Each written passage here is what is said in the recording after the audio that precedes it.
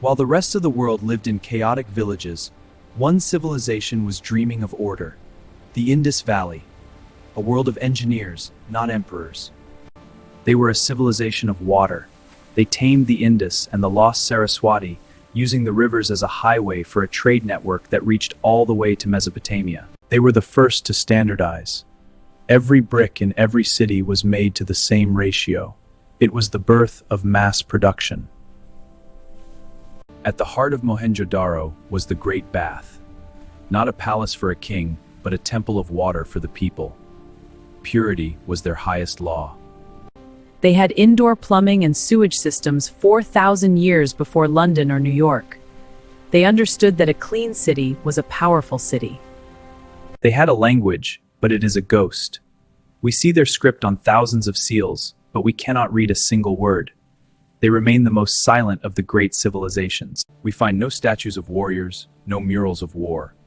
Only this, a man of peace. In the Indus Valley, the spirit mattered more than the sword. She is the dancing girl, a symbol of a culture that valued art, music, and the freedom of the individual. She is the soul of the ancient East. They gave the world cotton.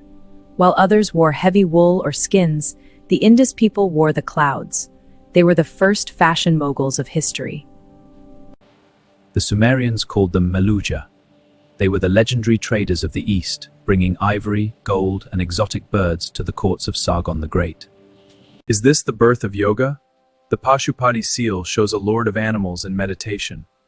The roots of Indian spirituality reach deep into the red brick of these cities. Their wealth was in their grain. They had massive public granaries, proving they had a social safety net that protected the poor during times of drought. Accuracy was sacred. They used a sophisticated system of weights and measures that was incredibly precise. Fraud was not an option in the land of the Indus. For 700 years, there is no evidence of a single battle. No burned cities, no massacres. It was a 700-year Pax Indusa, the longest era of peace in human history. But the climate was changing. The tectonic plates shifted, and the rivers began to dry up or change course. The heartbeat of the civilization was stopping. There was no violent collapse, just a slow fading. The people abandoned the cities, taking their culture and their gods with them into the heart of India. The Indus Valley didn't die, it diffused.